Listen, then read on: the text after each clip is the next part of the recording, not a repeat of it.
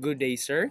Good day, sir. I am Ian Carlo A. Muradilla, And I am Arlene Arcadio and our topics for today is all about Burundi. and Cabo Verde. So let's start.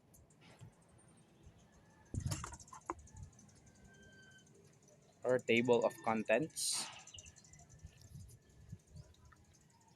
Concept of police. Burundi is an African country located in the Great Lakes region and is one of the six member states of the East African. Before colonization, Burundi existed as a monarchy under the authority of a king, or also known as Mwami. Under Belgian colonial rule from 1916 to 1962, law enforcement in Burundi was the responsibility of a small unit of the force publique. It was replaced by the National Gendarmerie or Gendarmerie Nationale after independence in 1962. A separate civilian police force was re-established in 1990 as the Public Security Police or Police de Sécurité Publique, which coexisted with the Gendarmerie. The first police force was created in 1872 and was named and Corpo di Policia Civil made by the Governor Caetano Albuquerque. The police force was organized as part of the civil police of the Portuguese Main. Its headquarters was in Praia. In 1880, the police corps was restructured and became the police company with a military-based organization. The company was based in Praia and another station in Mindelo rather. In 1962, a new police organization was formed in Cape Verde. That's what we call Cabo Verde, transformed into Policia de Seguridad Publica or PSP of Cape Verde with newly civil character modeled after the Policia de Seguridad Publica or what we call Public Security Police of Portugal. After Cape Verde became independent in 1975, it became the Policia de Ordem Publica, Public Order Police, or POP, whose uniforms and colors were different from those of the Portuguese. Due to its historic relations, several of the officers were trained into Portugal, and POP continued to maintain close links with the PSP, such as organization and uniforms. Law enforcement agency for organized and terrorist group. In Burundi, the law enforcement agency in Burundi is the Police Nationale do Burundi, or the PNB, or also known as National Police of Burundi. The PNB was created under the law number 1 over 023 of December 31, 2004, following the end of the Burundian Civil War and the A- Arusha Accords. Burundi has been a member of Interpol since 1970, and the PNB members are armed often with Kalashnikov-type assault rifles.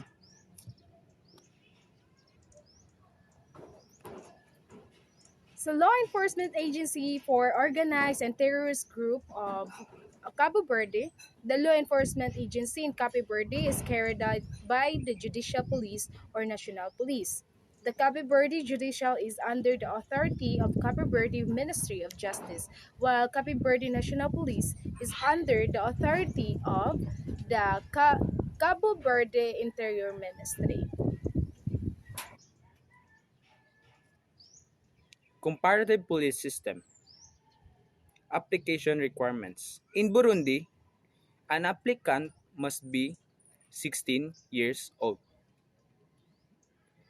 Police clearance certificate. It is issued by the Central Forensic Identification Service, Burundian Police Service, certifying that the applicant has never partaken in any criminal activity. The PCC details whether or not the applicant has a criminal record in the Burundi. Next is fully completed application form. Next, a set of applicant fingerprints, impressions, or tin prints. The applicant must submit a set of his or her fingerprint impressions duly attested by our organization. Next, a detailed covering letter stating the period of stay in Burundi and need for the said certificate. Next is two proofs of your current address, official correspondence showing your name and address, both dated. Next is a secondary school ID are no longer required.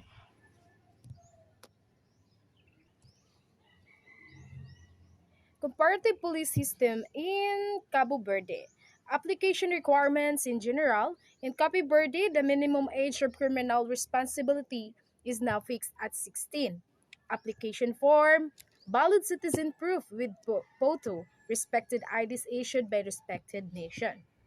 Email ID useful to communicate issues with respect to your application. Next is valid contact number. Application can be communicated. Contact number is very important. And then next, passport size photos. And lastly, birth certificate as per requirement. Organizational structure. Burundi consists of four commissariats. First is the Public Security Police or PSP, Judicial Police or JP, Penitentiary Police, and last is the Police for Air Borders and Foreigners or PAFE. Each commissariat has a commissioner-in-chief based in Bujumbura and responding directly to the director general of the National Police, who in turn responds to the Minister of Public Security. The PNB falls within the jurisdiction of the Ministry of the Public Security. Most of Burundi police force is concentrated in Bujumbura or the de facto capital city in Burundi. The PNB is composed of 18,000 officers, brigaders, and agents. So the organizational structure in Cabo Verde, the national police includes national direction, special command units, regional commands, and police squad and police post dependent on regional command, police school and social services. The national police has four subcommands: the public order police, the border police, the custom police, and the maritime police. Power and functions. The duties of the PNB is that they maintain the public order of Burundi, the protection of the population, fight against organized crime, and also to provide a single integrated police force under the leadership of a single Directorate General or Direction Generale. The judicial police officers are responsible for the prevention and punishments of the ordinary crime and are in direct contact with the population. The judicial police investigate crimes, question subjects, and provide evidence to the prosecutor. Ang judicial police daw kuno, modo kuno na siya mag-direct contact sa population sa Burundi. Sila ang mag-investigate o sila ang mag-provide og evidence sa minister or the prosecutor. The next is the Public Security Police. Public Security Police guards the public places, apprehend perpetrators, and execute search and arrest warrants issued by the prosecutor. Security police are not authorized to conduct interrogations or to detain suspects. Ang public security police, moda kuno na siya mo tigdakop sa mga kriminal. Mo na sila mo apprehend ug mo ay mag execute sa search and arrest warrant. Ang mga Public security police bawal na siya mokandak og interrogations or detain suspects kay mo na siya duties sa JPs or the Judicial Police. Next is the penitentiary police are responsible for the care, custody, and control of individuals who have been convicted of the crime and sentenced to imprisonment. Kung diri pa na siya sa Pilipinas, kanang penitentiary police sa Burundi mo na siya gitawag og BJMP kung diri sa Pilipinas. Sa ilaa, penitentiary police sila ang mag-care, sila ang magbantay sa mga presuhan. They're also responsible for the security of the facility and its property as well as the law enforcement functions. Next is the Police for Air Borders and Foreigners or the PAFE. Their duties are to detect and to prevent the illegal entry and smuggling of aliens into the Burundi territory, inland, sea, or air, and seek out and capture alien smugglers. Police for air or also known as PAFE are responsible or sila mo tigbantay sa borders sa Burundi. Sila ang mag-prevent from smugglers to from entering the country. Og sila pud ang tigdakop sa mga tawo nga ni illegal og entry sa ilahang bansa. So next is the power and function of the Cabo Verde, defending democratic legality, preventing crime and ensuring internal security, public order and the exercise of the rights of the citizen shall be used with respect for the rights, freedoms, and guarantees of citizens. The police prevent imminent or ongoing aggression and to maintain the principle of authority. So, if you're confused by the word Cape Verde instead of Cabo Verde, so it's Cabo Verde. Across the West African and archipelago, where Portuguese are the language, is the language. It's known as Cape Verde in English speaking word rather. It's Cape Verde in Finland, Sweden, and Germany. And in Italy, it's Capo Verde. Ranks classification in Burundi Police or the PNB. High-ranking officers. The highest rank is the Police Director General, and the lowest rank in PNB is the Policeman of Third Class.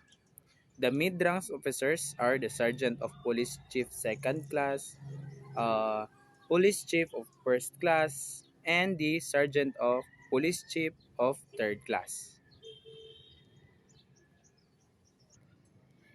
So, ranks classification in Cabo Verde, the highest rank is the Chief Sergeant, second Master Sergeant, first first Sergeant, second Sergeant, Sergeant. Next, Funeral, Instructing Sergeant, Course Main Copy or Cabo Verde rather, Copy Section, Corporal Deputy, Prime Copy, Second Copy, Instructing Cables Course, and then uh, their average monthly salary, the the lowest rank have the 56,900 CVA on uh, um, convert into the Philippine peso is the law is 75.11 ay no 30,319.95. So mao na ang sweldo sa lowest rank sa police sa Cabo Verde. And then the average is 124,000 CVA. And then convert into the Philippine peso is 66,075.11. Mo na ang average nga monthly salary sa police sa Cabo Verde. And then the next is the highest salary in highest rank sub is 104,974 hundred 104,974 mo na ang highest salary sa highest rank pod sa pulis sa Cabo Verde. Comparative criminal justice in Burundi. Before the prosecutor can investigate, she or he must conduct a preliminary examination considering such matters as sufficient evidence, jurisdiction, gravity, com- complementarity, and the interests of justice. When investigating, the prosecutor must collect the disclosed both incriminating and exonerating evidence.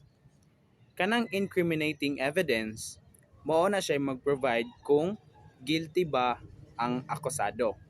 O kanang exonerating evidence, mo na siya ang mga evidence nga magpatunay kung inosente ba ang akusado. Next, the defendant is considered innocent until proven guilty. The burden of proof lies within the prosecutor.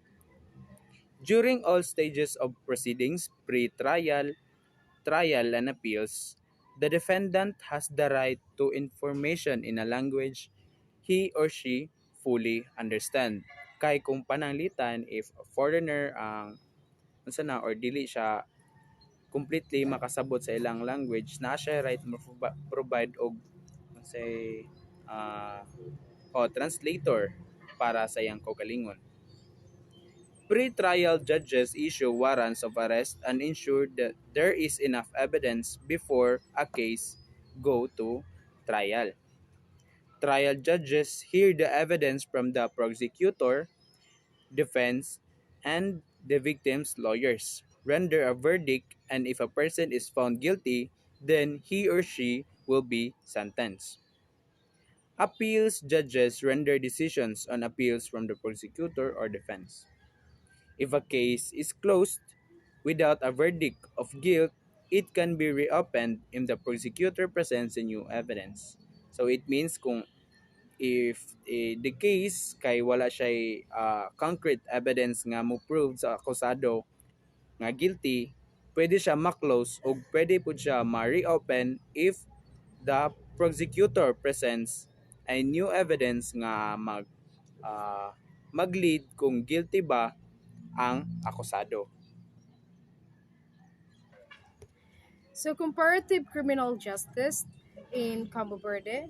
Well, Cabo Verde has independent judiciary, and the criminal justice system has improved its ability to prevent, investigate, and prosecute serious organization crime cases, forensic investigation capacity. Comparative court system. The judicial system in Burundi is pyramidal or pyramid. At the lowest level or sa pinakaubos, muna siya gitawag nga residence courts or tribunals de residence are established at each commune level.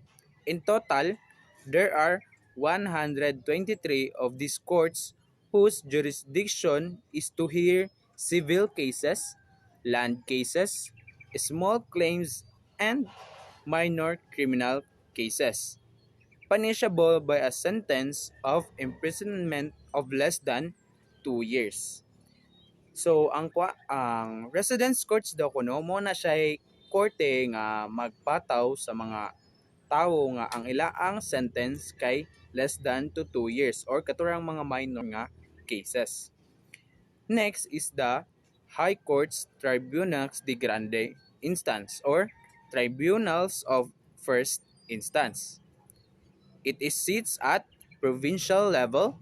They uh, they constitute appellate bodies for decisions handed down by the residence courts and also have ex- extensive jurisdiction in criminal cases including international cases, more serious civil cases as well as orders implementing foreign decisions.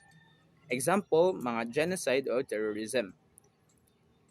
In addition, four courts of appeal or court D, Court D appeal cover the entire country. Decisions from high courts can be appealed before them. Apart from appellate function, they hear criminal cases involving serious appointed officials, including judges, as courts of first instance. And the highest is the Supreme Court of Burundi as the apex court of the country, or also highest, di ba? Ensures correct implementation of the law by the courts. The Supreme Court has the jurisdiction to try a setting against the President of the Republic only in case of high treason and against the President of the National Assembly, the President of Senate, the Deputy President, and of the Republic and the Prime Minister of the crimes committed during their mandate. Comparative court system in Cabo Verde. The judicial system is composed of the Supreme Court and the regional courts. By the way, the Supreme Court is the highest court in Cabo Verde. Of the five Supreme Court judges, one is appointed by the President, one by the National Assembly, and three by the Super Judiciary Council.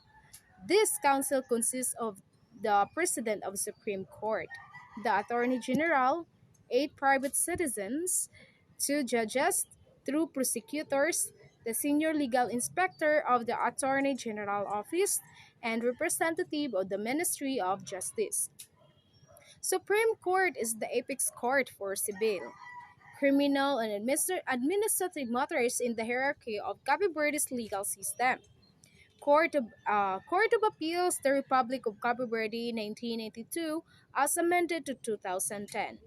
Article 20. Everyone shall have the right to request from the Constitutional Court by a writ of amparo the protection of his/her constitutionally recognized fundamental rights, liberties, and guarantees under the terms of the law.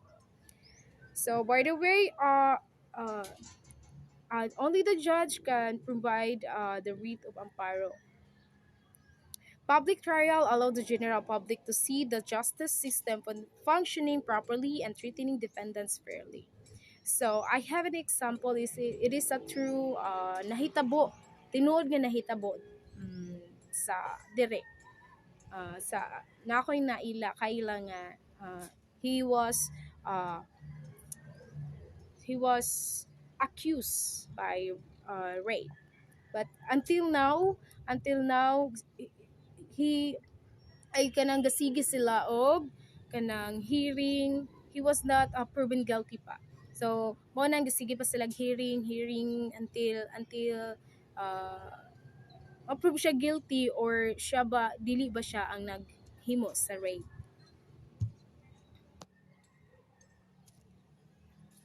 Comparative correctional system in Burundi.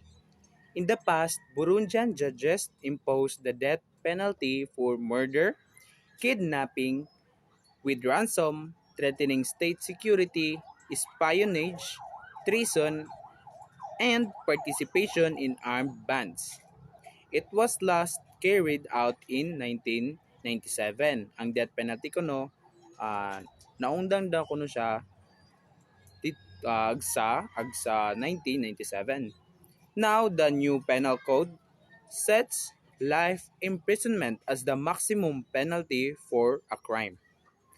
The new penal code also provides the alternative penalties such as community services for less serious crimes, which will help address prison overcrowding and provide greater opportunities for rehabilitation. Further information, sa Burundi, kung if you commit crime and you are sentenced to less than 2 years ang imong crime, pwede ra ka mapriso og 1 year para ma-avoid ang overcrowding sa ilaang kuan sa mga prison facilities kay overcrowded man kay ang prison facilities dito sa Burundi. The head of the prison in Burundi is Gervais Hajayan and their prison population is 12,323 where the female is 7.2% and for juveniles or minors or young prisoners is 1.1%. Foreigner prisoners is 1.2%. In Burundi, they have 15 prison facilities, 13 prison for adults, and 2 for juveniles. Examples: MIMPBA are for adults prisoners or katong mga hamtong na nga mga kriminal, MIMPBA Central Prison and Rumonge Prison. For juvenile facilities, examples are the Rumonge Re-Education Center Complex. Here is the example of a prison facility, one of the prison facility in Burundi. Comparative correctional system in Cabo Verde. During the year, there were three deaths reported in prisons, all linked to health issues. Central Prison of São Vicente with 311 inmates. So the regional prison of Pugo with 83 and the regional prison of Antao with 55 prisoners. Pero we kanang Pugo Antao mo na siya ang prisuhan dito sa Cabo Verde. And the regional prison of Sal held is 16 prisoners. The sub-regional prison of Sal Nicolau 12 and the sub-regional prison of Bao Vista 5 prisoners. There were total 1,226 prisoners and detained in total registered in seven prisons at the end of 2010. Sa 2010 mo ni siya ang kanang total of prison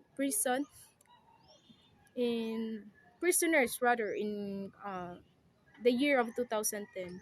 So 7 kabuok ang ila ang prisuhan dito sa Cabo Verde. Of this number, 1,153 were men and 73 were women.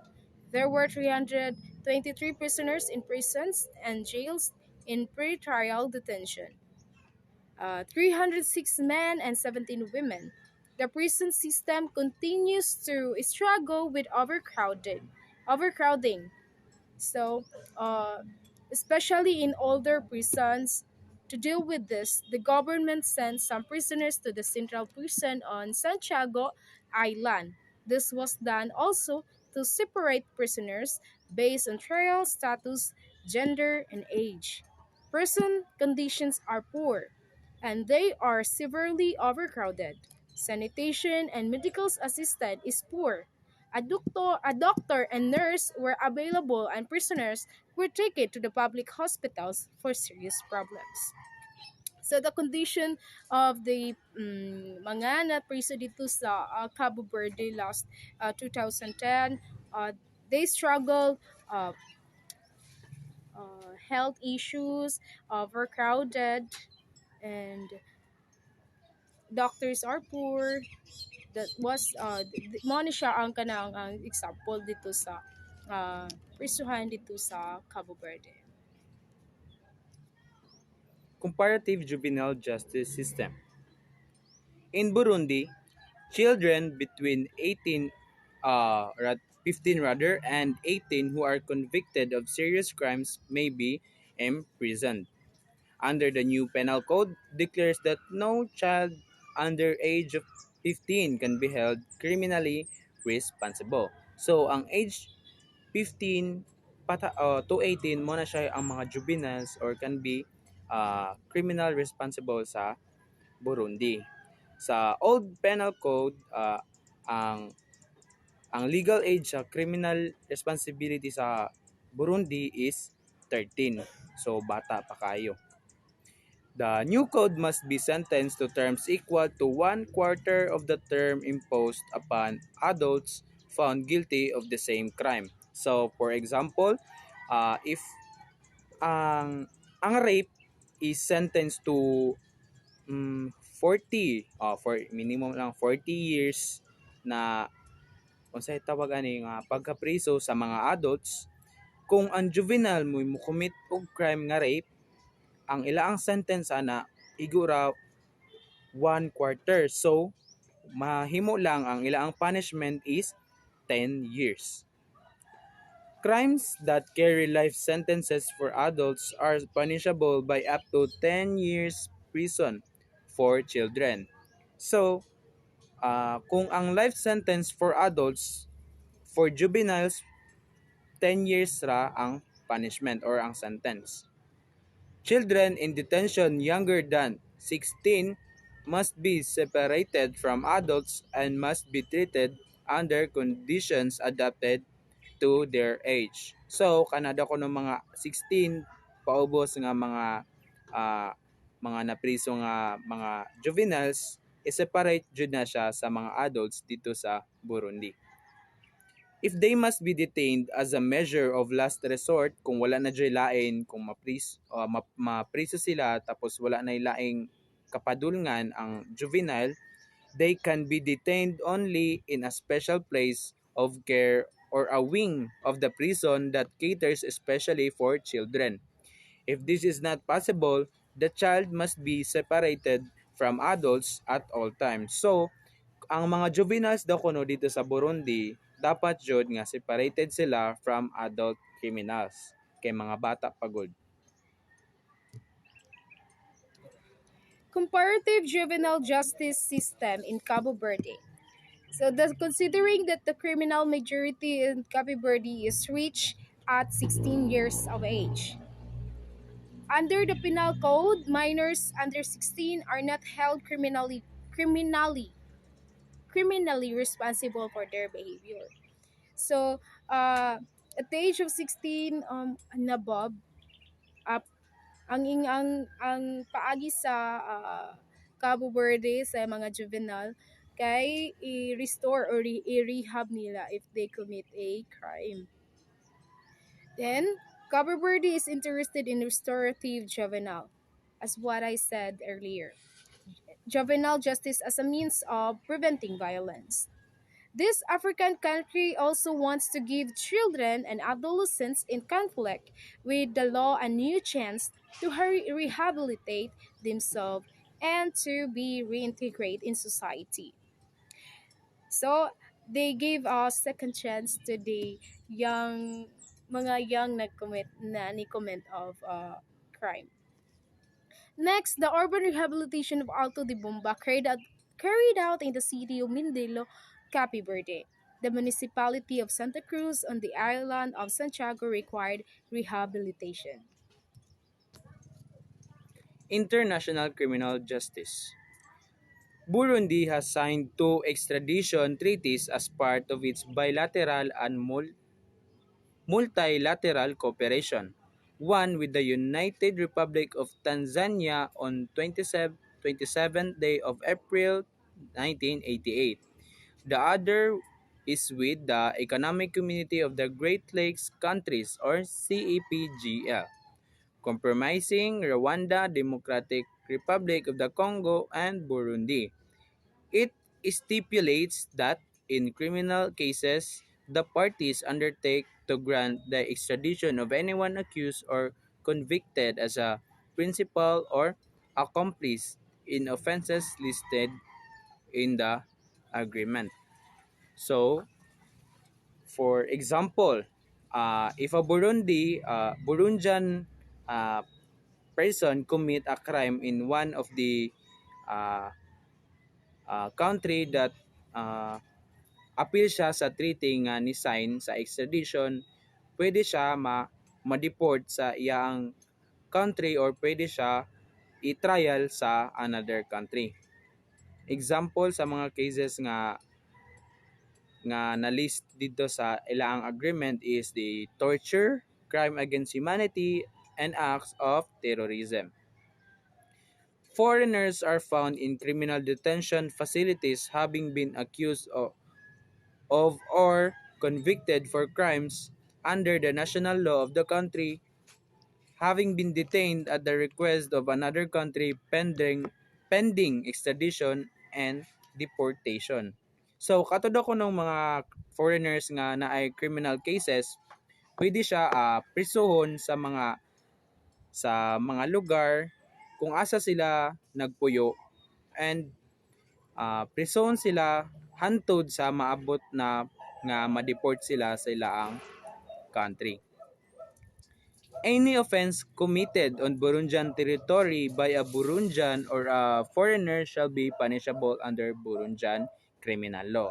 So, katod ang mga krimen nga gicommit sa mga Burundian sa ilaang lugar or sa mga foreigner is punishable jud siya sa Burundian criminal law. Offenses committed on board or against boats, ships, trains, or aircrafts registered in Burundi or registered abroad and operating in Burundi shall be punishable in accordance with Burundian criminal law. So, kung mukumit daw ko ng crime sa mga ships, sa trains, aircrafts nga nakarehistro dito sa Burundi or nakarehistro siya sa laing lugar pero nag-operate siya sa Burundi, ang Burundian criminal law ra hapon ang mag-operate.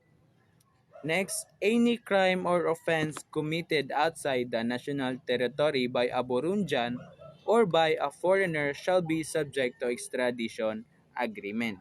So, kung Burundian national ka tapos ni commit ka crime sa Pilipinas, pwede to sila mo request og extradition agreement sa diri sa Pilipinas para didto ka mag-trial or didto ka nila uh, magkuan og punishment or dito ka nila sentensyahan. International Criminal Justice in Cabo Verde. Cabo Verde signed the Rome Statute on 28 December 2000.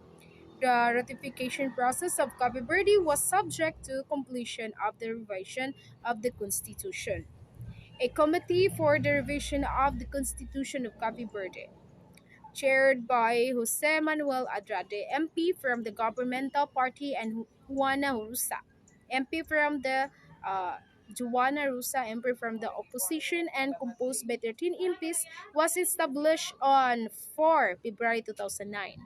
And ICC clause was finally adopted with bipartisan support into the Constitution of Cape Verde early 2010 and published on the official gazette on 3 May 2010 as Constitutional Law Number 17 2010. Thereafter, the National Assembly of Cape Verde approved unanimously the ratification bill of the Rome Statute on 1 of July 2011. Notable organized terrorist crime group. In Burundi, naa sila'y terrorist or organized crime group which is known as Red Tabara Rebel Group. Red Tabara Rebel Group first appeared in 2011 and has been based in the South Kivu province of neighboring Democratic Republic of Congo and has carried out sporadic attacks on Burundian soil in recent years. The group, which has between 500 and 800 combatants, Red Tabara is the most active Burundian rebel group in Burundi. Example, the Red Tabara group. The Burundian rebel group claimed responsibility Friday, May 17, 2018 for a spate of recent attacks on security forces and the ruling party's youth league that it said had killed dozens.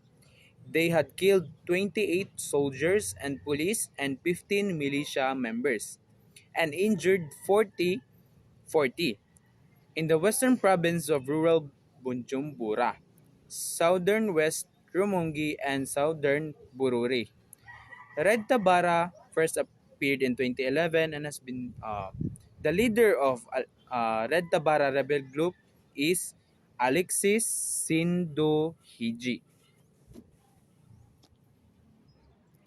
Notable organized group terrorist crime group in Cabo Verde. Larger and more structured gang exists, A notable example is the gang named Cabo Verdean Outlaws. The vast majority of the Cabo Verdean street gangs are based and named after their respective neighborhoods, such as the Henry Street Gang and the Woodward Avenue Gang. So, Alexis Hidalgo and Jonathan De Silva, the respected leaders of two Boston street gangs, the Henry Street Gang and the Woodward Avenue Gang, pleaded guilty to drug trafficking and firearm charges. That's all for Burundi. And that's all for Cabo Verde. Thank you, sir.